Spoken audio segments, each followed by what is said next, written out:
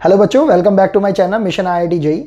हमने sequence and series करना start किया था। उसी सीक्वेंस के अंदर हम आज एक नया क्वेश्चन देख रहे हैं जेई एडवांस 2021 का। ये पैराग्राफ का क्वेश्चन है, तो देखते हैं इसमें क्या बोल रखा है। Let capital M equals to, इन्होंने एक सेट बना के दे रखा है ये एक्स वाई का, that is belonging to R into R, मतलब रियल नंबर से रियल नंबर तक ये एक्स और वाई की जो वैल्यूज हैं वो रिलेट कर रही हैं, और इस तरीके से कर रही हैं कि x square plus y square is less than equal to R square, where R basically represent कर रहा है रेडियस को, और बोल रहे हैं रेडियस आर जो है ग्रेटर देन 0 है। Consider the geometric progression a n equal to 1/2 to the power n minus 1 and n is belonging to 1 2 3, मतलब इन्होंने हमें पॉजिटिव इंटीजर्स की वैल्यू दे रखी है इसके अंदर। लेट s0 इक्वल टू 0, ये हमारे लिए एक इंपॉर्टेंट इंफॉर्मेशन है और ये भी हमारे लिए एक इंपॉर्टेंट इंफॉर्मेशन है। And for n greater than equal to 1 let Sn denote the sum of first n terms of this progression, मतलब ये जो Sn हमें बोल रखी है ये हमें इस ज्योमेट्रिक प्रोग्रेशन से बनने वाली जो सम आएगी हमारे पास फर्स्ट n नंबर्स की, उसको डिनोट कर रही है ये। For n greater than equal to 1 let Cn denote the circle with centre Sn-1 and 0, मतलब एक्स एक्सिस पर ये कहीं पर लाई कर रही है हमारे पास, एंड रेडियस An, ये भी इंपॉर्टेंट इंफॉर्मेशन दे रखी है हमें पैराग्राफ में। अब ये क्वेश्चन स्टार्ट होता है, कंसीडर कैपिटल M, इसी कैपिटल M की बात कर रहे हैं, with radius R equal to 1025/513, let small k be the number of all those circles Cn that are inside capital M. Let small l be the maximum possible number of circles among these k circles such that no two circles intersect. Then फिर इन्होंने हमसे small k and this small l के अंदर relation पूछ रखा है, तो हम देख लेते हैं। वैसे तो देखने में ये क्वेश्चन काफ़ी लेंदी दे रखा है और पैराग्राफ के क्वेश्चन मोस्टली लेंदी ही रहा करते हैं, बस हमें उन्हें देखकर बिल्कुल भी कंफ्यूज नहीं होना है, क्योंकि नंबर ऑफ जो डेटा रहता है वो बहुत ज़्यादा गिवन कर रखा होता है और लेंदीनेस की वजह से कभी कभी हम डर भी जाते हैं क्वेश्चन को देख के, तो हमें वो डरना भी नहीं है। क्वेश्चन बहुत ही ईजी है, बस आपको ध्यान रखना है कि जो भी डेटा इसमें दे रखा है वो आप एक सीक्वेंशली आप लिखते हुए चले जाएं और उसको सॉल्व करते हुए चले जाएं। तो देखते हैं हमें सबसे पहले इन्होंने एक ज्योमेट्रिक प्रोग्रेशन बता रखी है, हमने सबसे पहले उसी को ही लिख डाला। वो हो गई हमारे पास an equal to 1/2 to the power n-1, और यहां पर n की वैल्यू इन्होंने बोल रखी है वी कैन टेक एज 1 2 3, मतलब हम नेचुरल नंबर या पॉजिटिव इंटीजर नंबर्स ले सकते हैं। तो हम देखते हैं हमारे पास क्या आ रहा है। हमने n की 1 वैल्यू जब यहां पर पुट करी तो हमारे पास ये a1 आ जाएगा 1/2 to the power 1 minus 1, तो 2 to the power 0, इसकी वैल्यू हो जाएगी 1, तो a1 आ गया हमारे पास 1। इसी तरह अगर हम a2 की बात करें तो हम n की जगह 2 रख देंगे, तो 2 minus 1 ये यहाँ पे आ जाएगा हमारे पास 1/2। हम देख पा रहे हैं इसी सीक्वेंस में हमारे पास ये हो जाएगा 1/2 स्क्वायर, एंड a4 हो जाएगा हमारे पास 1/4 हो जाएगा हमारे पास 1/2 to the power 3, और इसी तरीके से जब हम आगे तक चलते चले जाएंगे तो we will be getting an equals to 1/2 to the power n-1। ठीक है, अब इसमें हमें एक और बात बोल रखी है कि जो Cn सर्कल है उसका जो सेंटर है दैट इज Sn-1 एंड 0। हमें इन क्वांटिटीज को कैलकुलेट करना है और इन कैलकुलेटेड क्वांटिटीज का यूज करके ही हमें क्वेश्चन को सॉल्व करना है। तो अगर हम देखते हैं, हम सबसे पहले Sn कैलकुलेट करने की कोशिश करते हैं। Sn हो जाएगा हमारे पास, ध्यान से देखिए, a1 plus a2 plus a3 plus dash up to an। यहाँ पर अगर आप इन सब की वैल्यूज़ अगर पुट कर देंगे तो आपके पास आ जाएगा 1 plus 1/2 plus 1/2 square plus 1/2 cube up to 1/2 to the power n-1, और हम जीपी के n टर्म्स के सम को कैसे कैलकुलेट करते हैं हमें निकालना आता है। वो कितना हो जाएगा, a हमें दिखाई दे रहा है यहाँ पर 1 है, इनटू 1 माइनस r कितना है हमारे पास 1/2, 2 टू दी होल पावर, जितनी भी हमारे पास नंबर ऑफ टर्म्स होती हैं, टोटल नंबर ऑफ टर्म्स कितनी है हमारे पास n, whole divided by 1 minus r। थोड़ा सिंप्लीफाई करेंगे तो कितना हो जाएगा 1 minus 1/2 to the whole power n, और इसके होल अपॉन में 1 माइनस 1/2, इसको आप क्या बोल सकते हो 1/2, और उसके अलावा ये 1/2 हम दोनों के ही इंडिविजुअली अपॉन में ले जा सकते हैं। ये कितना हो जाएगा हमारे पास 2 minus 1/2 to the power n minus 1। इस चीज को हम ध्यान में रखते हैं। ये हमारे पास किसकी वैल्यू आ रही है, Sn की वैल्यू आ रही है। Let's say this is equation number 1 अभी के लिए। और थोड़ा सा आगे बढ़ते हैं। अब हम क्वेश्चन में समझने की कोशिश करते हैं कि हमें ये जो k और l की वैल्यू चाहिए ये हम किस तरीके से कैलकुलेट करने वाले हैं। हम देख पा रहे हैं क्वेश्चन में सबसे स्टार्टिंग में बता रखा है कि m एक ऐसे सर्कल्स का सेट है जिसके अंदर जो रेडियस है वो ग्रेटर देन 0 है, एंड x और y जो है वो बिलोंग कर रहे हैं रियल नंबर को, मतलब वो -∞ से लेकर इन्फिनिटी के बीच में कोई भी वैल्यू ले सकते हैं। इसका मतलब हुआ कि हमारे पास जो ये वाला m जो सेट है इसके अंदर जो सर्कल है, ये जो सर्कल्स हैं, इन सर्कल्स का जो सेंटर है वो ओरिजिन पॉइंट है, क्योंकि हमें इक्वेशन कुछ इस टाइप की बोल रखी है x² + y² less than equal to r²। इसमें जो हमारे जो सेंटर पॉइंट जो बता रखे हैं they are x - 0 whole square type and y - 0 whole square type. तो वहां से हमें समझ में आ रहा है कि ओरिजिन पॉइंट ही हमारा इसका सेंटर पॉइंट है। तो अगर हम एक रफ सी फिगर बना के देखें यहाँ पर, तो हमारे पास इस टाइप का एक सर्कल तो रिप्रेजेंट कर रहा है कैपिटल M को, और हम इसमें जानना चाहते हैं कि ये जो CN सर्कल होगा वो CN सर्कल इस सेंटर पॉइंट और इस रेडियस के साथ इस M सर्कल के अंदर अवेलेबल है, और हम ये जानना चाहते हैं कि जो CN सर्कल होंगे ये कितने सर्कल इसके अंदर आ सकते हैं। तो हम देख रहे हैं अगर CN सर्कल अगर M सर्कल के अंदर होगा तो ऑब्वियसली जो सर्कल के सेंटर की डिस्टेंस होगी उसको अगर हम ओरिजिन पॉइंट से मीट करा दें according to the figure, plus radius इतनी लेंथ, ये हमारा जो बड़ा सर्कल है M, उस बड़े सर्कल M की रेडियस R से छोटी होनी चाहिए। ये कॉन्सेप्ट को समझने की कोशिश करिए। अगर ये CN सर्कल ये M सर्कल के अंदर सिचुएटेड होगा, जैसा कि क्वेश्चन में इन्होंने बोल रखा है, हम समझ पा रहे हैं कि अगर ये अंदर होगा तो ऑब्वियसली इस CN सर्कल के सेंटर की ओरिजिन पॉइंट से डिस्टेंस प्लस इस CN सर्कल की रेडियस इस बड़े सर्कल M की रेडियस R से छोटी होनी चाहिए। केवल और केवल तभी हम ये बोल पाएंगे कि जो CN सर्कल है वो सर्कल M के अंदर सिचुएटेड रहेगा। तो आगे प्रोसीड करते हैं। हम देख पा रहे हैं कि जो CN सर्कल है उसके अंदर हमें जो सेंटर पॉइंट है वो Sn-1 एंड 0 दे रखा है, एंड रेडियस AN दे रखी है। तो अगर हम Sn-1 इस पर्टिकुलर कोऑर्डिनेट को कैलकुलेट करने की कोशिश करते हैं तो ये हमारे पास हो जाएगा, देखो Sn तो हमारे पास 2 - 1/2 टू द पावर n-1 आ ही गया है।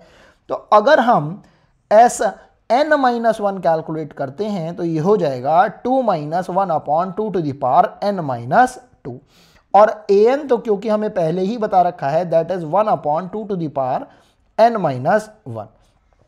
तो क्वेश्चन में बहुत सिंपल से इन्होंने एक कंडीशन तो ये दे रखी है कि जो CN है वो M के अंदर है, और दूसरी कंडीशन इन्होंने हमें K और L के लिए कुछ इस टाइप से बता रखी है कि जब हम CN कैलकुलेट कर लेंगे, CN के लिए N की वैल्यू कैलकुलेट कर लेंगे जो कि बेसिकली क्या है K को रिप्रेजेंट करेगी, उस वैल्यू के बेसिस पर हम अपने इस L को कैलकुलेट करेंगे। ठीक है, तो हम सबसे पहले जो हमें गिवन कंडीशन है कि CN M के अंदर एग्जिस्ट करेगा उसको कैलकुलेट करने की कोशिश करते हैं। तो हम समझ पा रहे हैं कि ये जो डिस्टेंस है सी एन की, अच्छा सी एन भी हमें समझ में आ पा रहा है कि सी एन के जो कोऑर्डिनेट हैं that is S N minus one and zero. तो हमें समझ में आ रहा है कि ये जो सर्कल है ये ऑब्वियसली किस पे होगा, एक्स एक्सिस पे होगा, लेकिन हमने इसे रैंडमली बना के देखा है जिससे कि किसी भी बच्चे को कैसा भी कोई कंफ्यूजन ना रहे। तो अगर हम इस सेंटर पॉइंट की, ये जो S N minus one zero है, इसकी इस ओरिजिन पॉइंट 0 0 से डिस्टेंस निकालेंगे तो हम समझ पा रहे हैं कि डिस्टेंस फॉर्मूला लगा ले, चाहे हम डायरेक्टली अपने इमेजिनेशन को सही से लिख के अगर देख पाते हैं तो इसकी वैल्यू कितनी आ रही है हमारे पास, एस एन माइनस वन ही आ रही है इस डिस्टेंस की वैल्यू, क्योंकि वो कहां पर होगा, एक्स एक्सिस पर होगा। प्लस अगर हम रेडियस की बात करते हैं तो रेडियस हमारे पास इस सी एन सर्कल की कितनी होगी, ए एन होगी। और हम समझ पा रहे हैं इसकी वैल्यू अगर लेस देन होगी, किससे लेस देन होगी, इस सर्कल एम के रेडियस आर से केवल और केवल तभी हम बोल पाएंगे कि जो सी एन सर्कल है वो सर्कल एम के अंदर सिचुएटेड है। थोड़ा सा और सॉल्व करते हैं।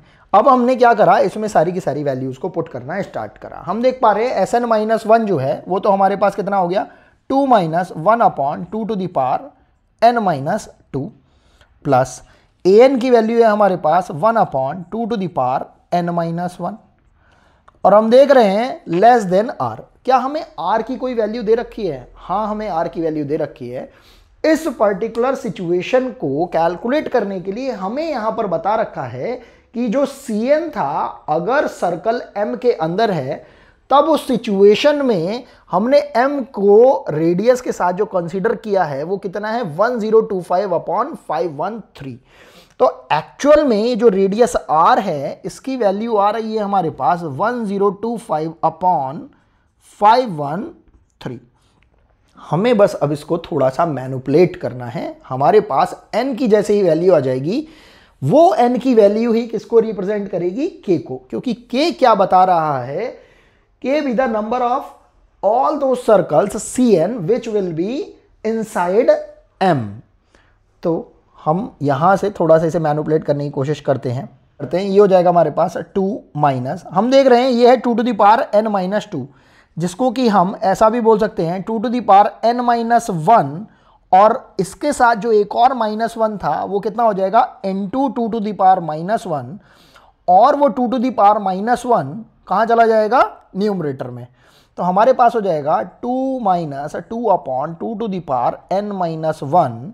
इसको अभी के लिए 2 ही बना के रखते हैं क्योंकि एक्चुअल में एस एन माइनस वन की वैल्यू कितनी है, 2 minus one upon two to the power n minus two, और plus 1 upon two to the power n minus one. ऐसा हम क्यों कर रहे हैं, ऐसा हम इसलिए कर रहे हैं जिससे कि हमारे पास ये जो वेरिएबल है उसका टाइप केवल एक ही रह जाए n माइनस वन की फॉर्म में। चाहे तो हम n माइनस टू की फॉर्म भी बना सकते थे, कोई दिक्कत नहीं थी। यहां से हम देख पा रहे हैं कि 2 upon two to the power n minus one, और ये है 1 upon two to the power n minus one. ये क्वांटिटी नेगेटिव में है और ये क्वांटिटी पॉजिटिव में है। तो हम देख पा रहे हैं ये कितना हो जाएगा 2 माइनस 1 अपॉन, क्योंकि इस क्वांटिटी में से ये क्वांटिटी माइनस हो जाएगी। जिस बच्चों को नहीं भी समझ में आ पा रहा वो क्या कर सकता है, एलसीएम ले सकता है, फिर देख पाएगा कि ऊपर कितना आएगा हमारे पास न्यूमरेटर में -2 + 1, तो बचेगा कितना -1 upon two to the power n minus one less than 1025 upon 513। इसे और थोड़ा सा मैनिपुलेट करते हैं। हम क्या करते हैं, इस पूरी क्वांटिटी को RHS में ले जाते हैं और इस पूरी क्वांटिटी को LHS में ले जाते हैं। हमारे पास आ जाएगा 2 minus 1025 upon 513 is less than 1 upon two to the power n minus one. तो उसे आगे सॉल्व करते हैं। हम देख पा रहे हैं हमारे पास ये कितना हो जाएगा, हमने एलसीएम लिया 513 को, ये ऊपर हो जाएगा हमारे पास 1026 minus 1025 less than 1 upon two to the power n minus one, और हम देख पा रहे हैं यहाँ से वैल्यू आ रही है 1 upon 513 is less than 1 upon two to the power n minus one, और क्योंकि हम देख ही पा रहे हैं कि जो n की वैल्यू कहीं पर भी जो कंसीडर कर रखी है वो या तो इक्वल्स टू 1 कर रखी है या फिर ग्रेटर देन 1 कर रखी है, मतलब n greater than equals to 1 consider कर रखा है। तो ऑब्वियसली ये क्वांटिटी हमारे लिए पॉजिटिव रहेगी। जब पॉजिटिव रहेगी तो हम इनइक्वालिटी में क्रॉस मल्टीप्लिकेशन भी कर सकते हैं विदाउट इनइक्वालिटी साइन चेंज। तो ये हमारे पास हो जाएगा 2 to the power n-1 less than 513, और इस 2 टू द पावर n-1 को हम बोल सकते हैं 2 to the power n into 2 to the power -1। ये 2 टू द पावर -1 हम बोल सकते हैं 1/2,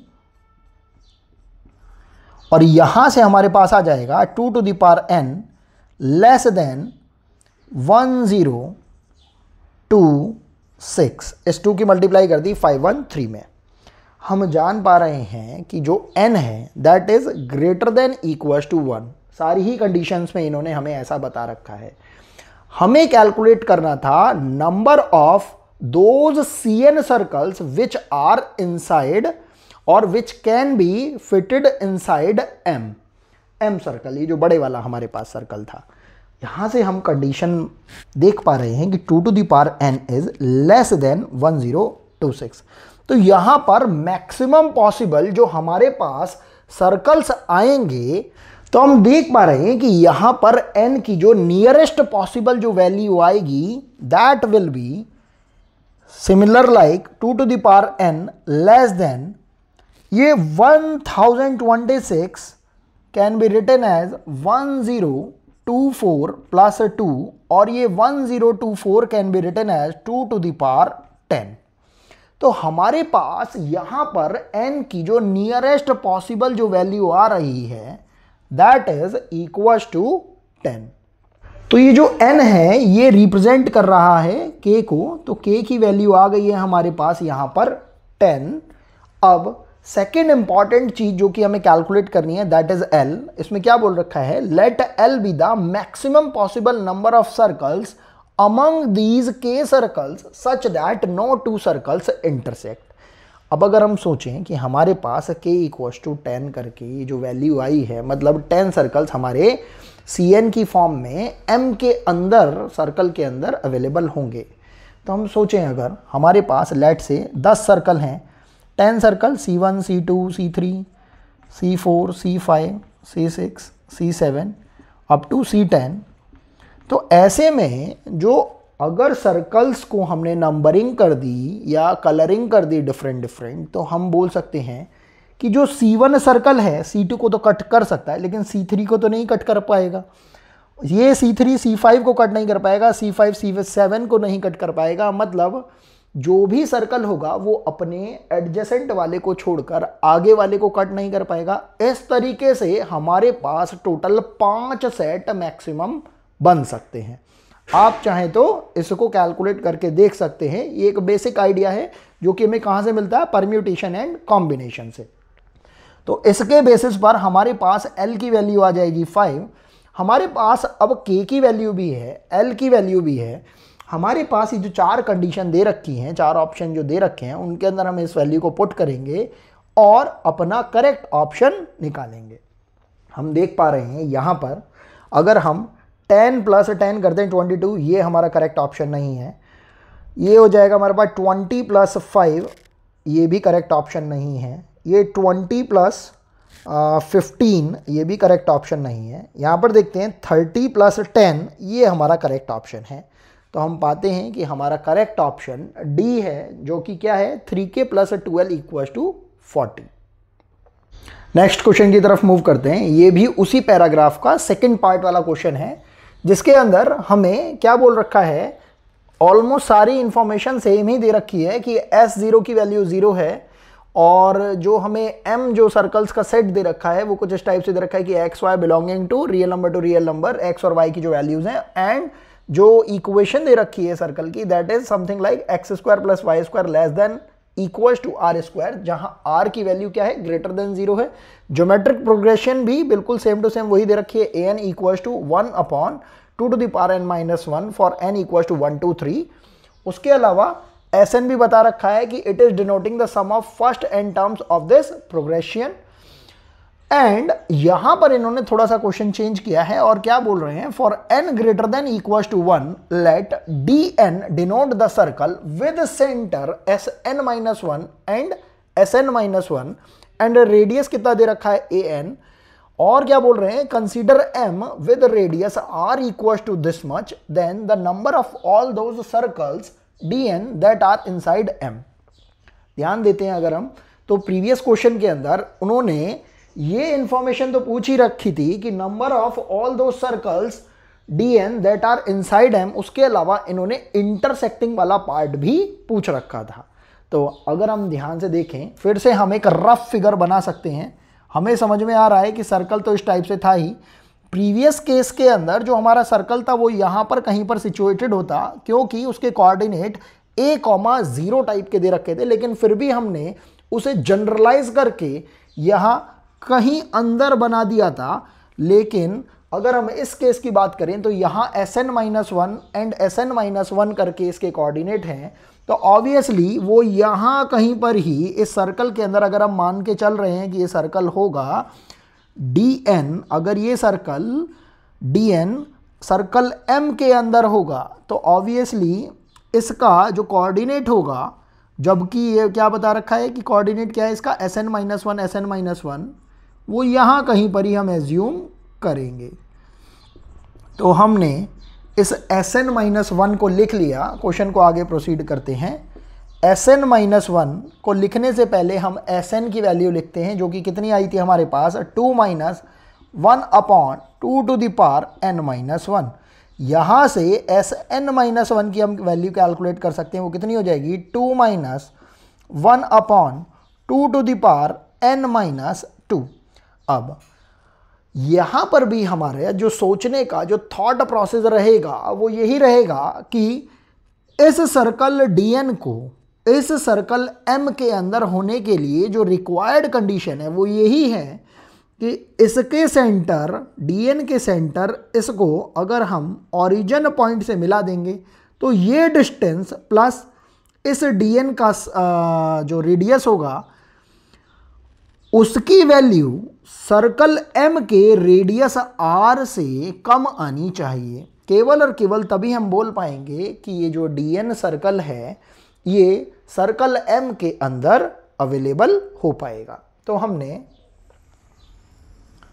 देखा इस सेंटर dn के सेंटर की ओरिजिन पॉइंट से जो डिस्टेंस है हम निकाल पाएंगे अपने डिस्टेंस फार्मूला से। वो कितना हो जाएगा हमारे पास, अगर ये हमारे पास कोऑर्डिनेट है Sn-1 तो हम देख पा रहे हैं कितना हो जाएगा, Sn-1 0 whole square plus Sn-1 -0 whole square. तो ये हमारे पास आ रहा है √2 टाइम्स Sn-1।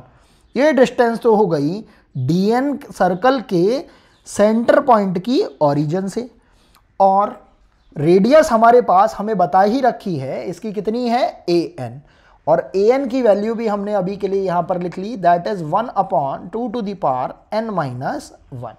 तो हमारे पास required condition according to given question हो जाएगी √2 times Sn-1 plus an less than radius r। r किसकी रेडियस है, सर्कल m की, और वो रेडियस हमें कितनी बता रखी है, हम वो लिख सकते हैं डायरेक्टली भी, 2 to the power 199 - 1 times √2/2 to the power 198। अब बस थोड़ा सा मैनिपुलेशन बाकी है, हम मैनिपुलेशन करना स्टार्ट करते हैं। √2 टाइम्स Sn-1 की वैल्यू थी 2 - 1/2 to the power n-1 plus an की वैल्यू थी 2 टू द पावर, अच्छा Sn-1 की वैल्यू थी n-2 और an की वैल्यू थी an-1 less than 2 to the power.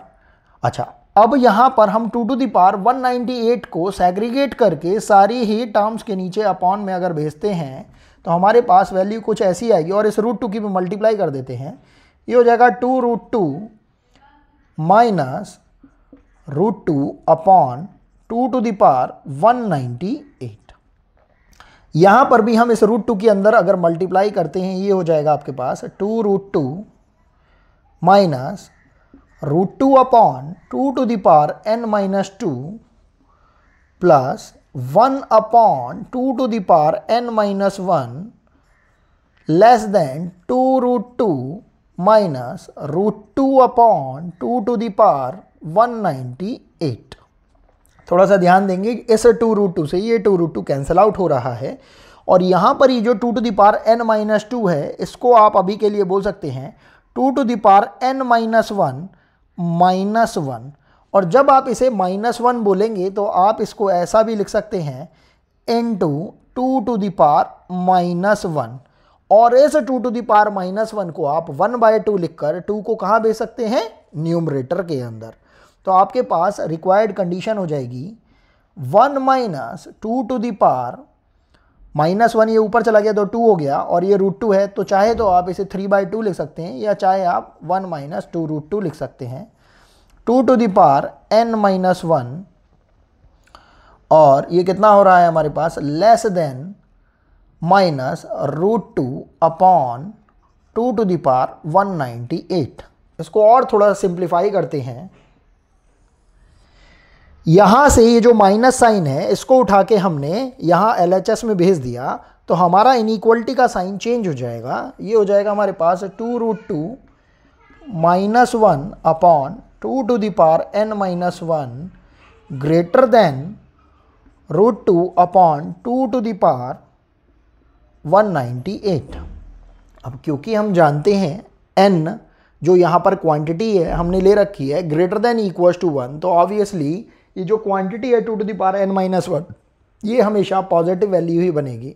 और पॉजिटिव वैल्यूज़ को हम इनइक्वलिटी वाले क्वेश्चन के अंदर अगर कोई इनइक्वलिटी दे रखी है उसमें हम क्रॉस मल्टीप्लाई कर सकते हैं। तो हमारे पास बन के आएगा एक्सप्रेशन 2√2, हमने क्या करा, इस 2 टू द पावर 198 को यहाँ मल्टीप्लाई कर दी और √2 को, क्योंकि ये सारी ही क्वांटिटीज़ किसको रिप्रेजेंट करी हैं, पॉजिटिव क्वांटिटी को, तो हमारे पास एक्सप्रेशन कुछ इस टाइप का सा बन रहा है 2 to the power 198 upon √2 is greater than 2 to the power n-1।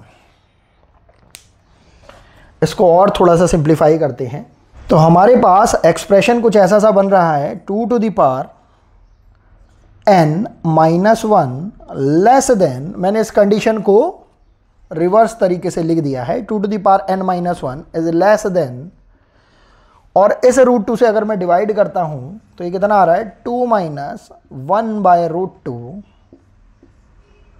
Into 2 to the power 198। ध्यान से देखें, अगर हम कंपैरिजन करते हैं 2 टू द पावर n-1 का इस पूरी की पूरी क्वांटिटी से, तो हम देख रहे हैं 1/√2, √2 की वैल्यू होती है 1.414। अगर हम 1 को डिवाइड करते हैं 1.414 से तो वो एक 1 से छोटी वैल्यू हमें देता है। अगर हमें 1 से छोटी वैल्यू मिल रही है, 2 से माइनस करने पर जब हम उस क्वांटिटी को माइनस करेंगे तो वो वैल्यू 1 से बड़ी होगी। अगर वो वैल्यू 1 से बड़ी होगी तो हमारे पास ये जो क्वांटिटी है 2 टू द पावर n-1, ये उस केस में भी less than 2 to the power 198 की तरह ही ट्रीट होगी, क्योंकि ये क्वांटिटी हमारे पास 1 से बड़ी आ रही है। तो बेसिकली कहने का मतलब ये है कि ये क्वांटिटी हमारे इसके कंपैरिजन के रिजल्ट को डायरेक्टली कोई परेशानी नहीं पहुंचा पाएगा, कोई भी इफेक्ट नहीं डाल पाएगा। तो हमारे पास यहाँ पर ये कंडीशन इससे अनचेंज्ड है, तो हम डायरेक्टली बोल सकते हैं यहाँ पर n-1 will be less than और इक्वल्स टू 198, क्योंकि ये कंडीशन हमें 1 से बड़ी वैल्यू दे रही है, तो वो मर्ज हो जाएगी हमारे पास 2 टू द पावर 198 में। तो यहाँ से हमारे पास वैल्यू आ जाएगी n less than equals to 199, और हमें क्योंकि बोल रखा है कि हमें number of all those circles of dn निकालना है, तो यहाँ से n की वैल्यू आपके पास आ जाएगी 199। तो मैक्सिमम नंबर ऑफ जो सर्कल्स हैं जो कि डीएन वाले टाइप के जो सर्कल्स हैं जो एम के अंदर सिचुएट कराए जा सकते हैं, उनके नंबर्स कितने हो जाएंगे? 199। यही हमारा रिक्वायर्ड आंसर हो जाएगा और ऑप्शन के अकॉर्डिंगली हमारा ऑप्शन बी करेक्ट हो जाएगा। आई होप आपको ये क्वेश्चन समझ में आ रहे होंगे। अगर आपको वीडियो पसंद आए तो प्लीज़ इसे लाइक करें और ज़्यादा से ज़्यादा शेयर करें और सब्सक्राइब करें।